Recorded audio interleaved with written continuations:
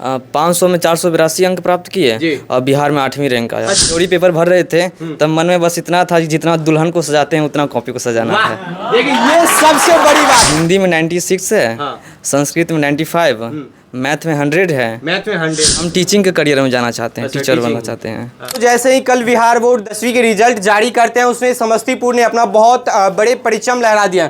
साथ में सिद्धार्थ यदुवंशी पूरे बिहार में 8वीं रैंक लाकर संस्था के नाम रोशन किए हैं। ऐसे हैं सिद्धार्थ? बढ़िया है। सबसे पहले आपको बधाई, आपके पूरे परिवार को भी बधाई कि इतने आप अच्छे रैंक्स अचीव किए हैं।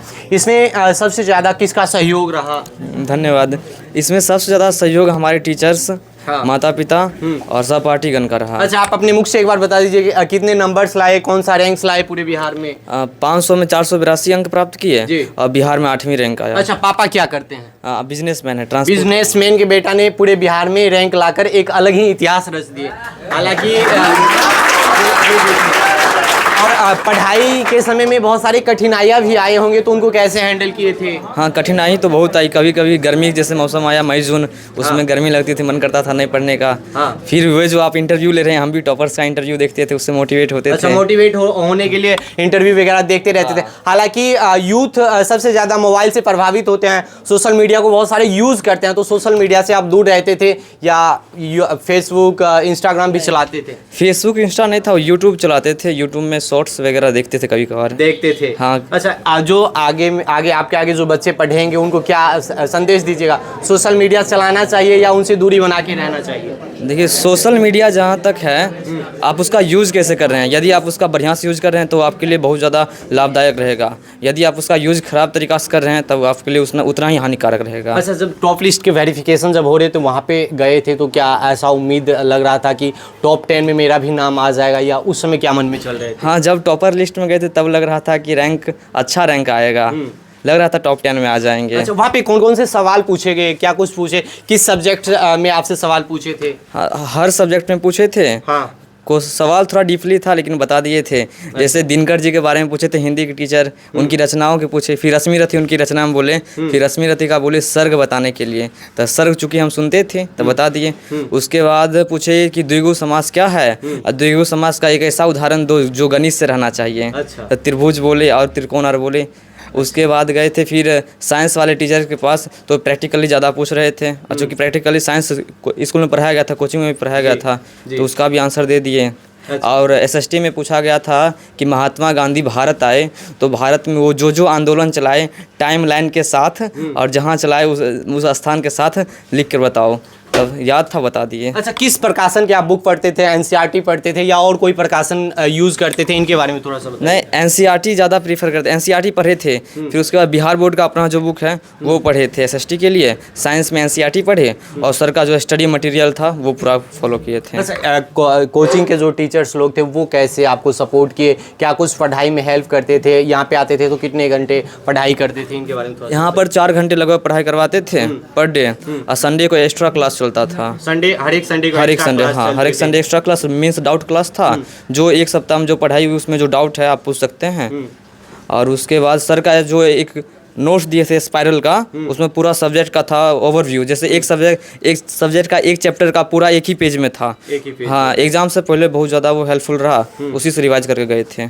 अच्छा, जो भी आने वाले बच्चे हैं उनको क्या संदेश दीजिएगा अपने कोचिंग को लेकर? अपने कोचिंग के जो टीचर्स लोग हैं उनके बारे में क्या कहना चाहेंगे? यदि आप हसनपुर में हैं तो आप एक बार ब्राइट फ्यूचर आके देखिए। यदि एक हफ्ता का डेमो क्लास फ्री रहता है, आप आके देखिए, और यदि आपको अच्छा लगता है तो यहाँ रहिए। यदि आप हसनपुर से बाहर हैं तो अब ऑनलाइन की सुविधा भी होगी, एप्लीकेशन सर बनवाने वाले हैं, वहाँ से पढ़ के देखिए। हमें तो बहुत अच्छा लगा था। बहुत अच्छा लगा। आगे क्या बनना है, क्या कुछ करना है परिवार के लिए, समाज के लिए, देश के लिए, क्या करना है बताइए? हम टीचिंग के करियर में जाना चाहते हैं। अच्छा, टीचर बनना चाहते हैं। टीचिंग ही कीजिएगा, आगे बच्चों को ही पढ़ाना। हाँ, यूपीएससी जैसे बड़े चीज़ जो होते हैं, देश के सबसे बड़े परीक्षा यूपीएससी है, आईएएस बनना, ये सब करना पसंद नहीं है क्या? नहीं, जो आपका पैशन है उसको फॉलो करिए।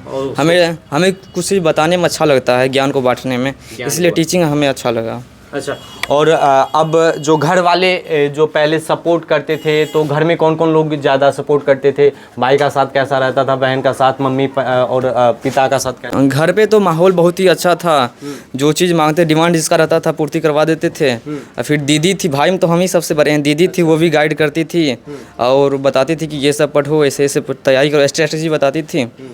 घर का माहौल अच्छा था, पड़ोसी का भी माहौल बहुत बेहतर था। ये चीज़ पता चले होंगे कि 8वीं रैंक पूरे बिहार में लाए, तो घर में उस समय का माहौल कैसा था? सब से टिपिकल समय वही होते हैं। हाँ, सब कि इतने दिन हम मेहनत किए और उसका परिणाम आज जारी हुआ और वो काफ़ी बेहतर हुए थे। सब बहुत खुश थे। अच्छा। रिलेटिव से भी फ़ोन आया था, जितने रिलेटिव थे सब फ़ोन किए थे। सब फोन हाँ, किए। सब बधाई दिए। अच्छा, किस किस सब्जेक्ट में कितने कितने नंबर्स लाए, इनके बारे में थोड़ा सा बताइए। हिंदी में 96 है। हाँ। संस्कृत में 95, मैथ में 100 है। मैथ में 100 है। मैथ्स कहाँ पढ़े थे और कौन से सर पढ़ाए थे आपको? मैथ्स यहीं पर ऑफलाइन पढ़े थे। हाँ। बैजनाथ सर पढ़ाए थे। Baijnath math sir. के लिए एक्स्ट्रा पढ़ाते थे। जब कोई डाउट रहता था, कोई ऐसा डाउट रहता था जिसमें आधा घंटा लग जाता था, फिर अकेले रहते थे, अकेले ही बताते थे। अच्छा, टॉपर के जो कॉपी चेक होते हैं या आप जो लिख कर आए थे वो नीट एंड क्लीन होना चाहिए। उसमें कट फिट नहीं होना चाहिए, कहीं भी कटा हुआ दिखना नहीं चाहिए। ऐसा कैसे लिख के आप आए थे, इनके बारे में थोड़ा सा? कटा हुआ नहीं था। जब मतलब इतना जब थ्योरी पेपर भर रहे थे तब मन में बस इतना था कि जितना दुल्हन को सजाते हैं उतना कॉपी को सजाना है। वाह, देखिए ये सबसे बड़ी बात है। आपके अंदर में जोश और जुनून है तो उसे आप अचीव कर सकते हैं और एकदम दुल्हन के तरीके से आप कॉपी को सजा के आए। हाँ, एकदम बहुत बेहतर सजाए थे। हाँ। जितना ज़्यादा हो सके नीट एंड क्लीन रखे थे, कहीं भी कट-कुट नहीं किए थे। कहीं भी कटकुट नहीं किए नहीं। थे। बाकी बात और सारे बहुत बच्चे हैं जो भी 400 प्लस नंबर लाए। आपका नाम क्या हुआ? राखी कुमार। कितना नंबर लाए हैं? 421 नंबर। 421 लाए हैं। क्या बनना है?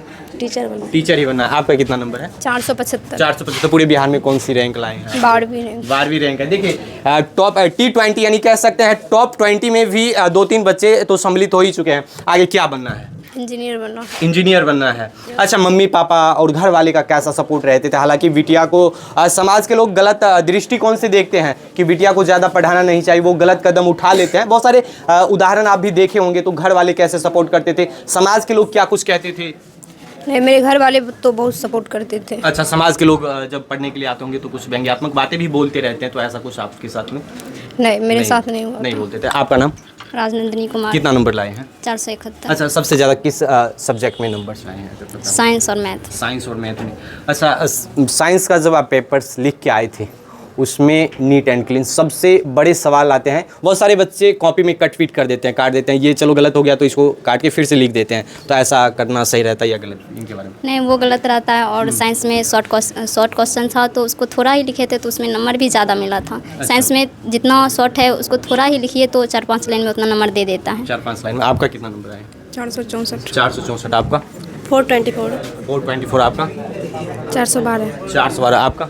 437। आपका? 450। आपका कितना नंबर है? 459। देखिए सभी का 400 प्लस है और बहुत कई बच्चे तो 450 प्लस पे, इधर भी बहुत सारे बच्चे हैं। कितने नंबर लाए हैं? 411। 4 से 11। क्या बनना है? डॉक्टर। डॉक्टर बनना है। अच्छा, नीट के लिए कोटा जाइएगा या बिहार से ही कोई अच्छा संस्था प्रेफर कीजिएगा? बिहार से ही। बिहार से ही कीजिएगा। अच्छा, 12वीं में क्या टॉपर में टॉप 10 में जाना है या क्या कुछ करना है? 12वीं में टॉप 10 में। टॉप 10 में जाना है। आपका कितना नंबर आए? 406। 406। क्या बनना है?